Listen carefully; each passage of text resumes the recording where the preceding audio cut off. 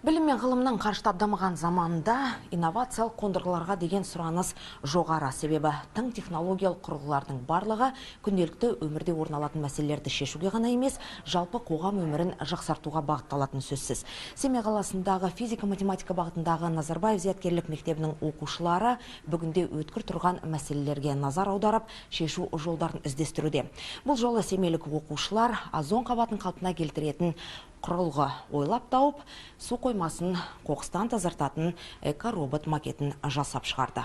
Мына роботтандырылған кешен аэроқайық және жылжымалы қалқымалы механизмнен тұрады. Пластик бөтелкелер мен құбырлардан жасалған эко-робот механизмі аэроқайық көмегімен басқарылады.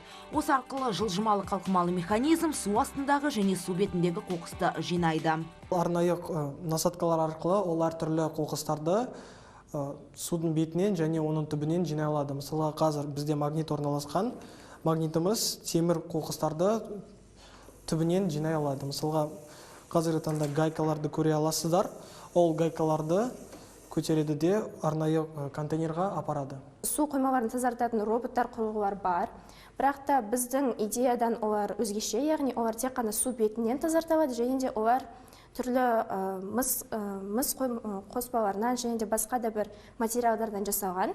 Ал біздікі осы басты қоқыс болып табылатын пластикалық бөтелкелерден жасауға бағытталған, және де ол су бетін және де су түбінде тазарта алатын болады. Яғни бұл экологиялық жағынан тиімді, біз ешқандай да бір бензинді қолданбаймыз. Роботтандырылған кешен бейнекамералар көмегімен су асты әлемінің жағдайын, оның фаунасы мен флорасында бақылайды. Инновациялық құрылғының жұмыс істеу принципін көрсету үшін жас ғалымдар арнайы мобильдік қосымшаны да іске қосқан. Біздің моделіміз келешекте арнайы бағдарлама арқылы автономды түрде жұмыс істей алатын болады.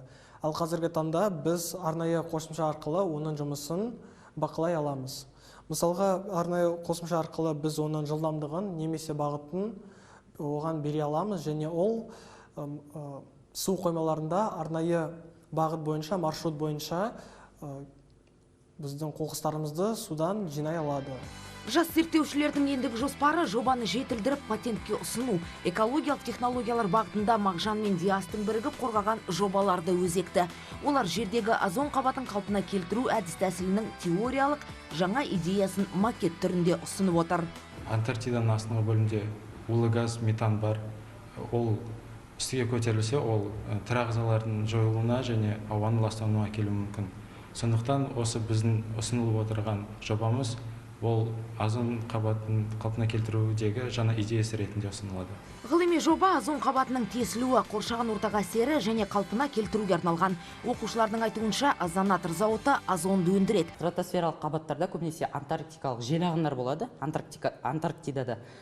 Яғни соның қауіпін болдырмау үшін біз яғни пропеллер мен бағыттаушы қанат жүйесін ойлап таптық.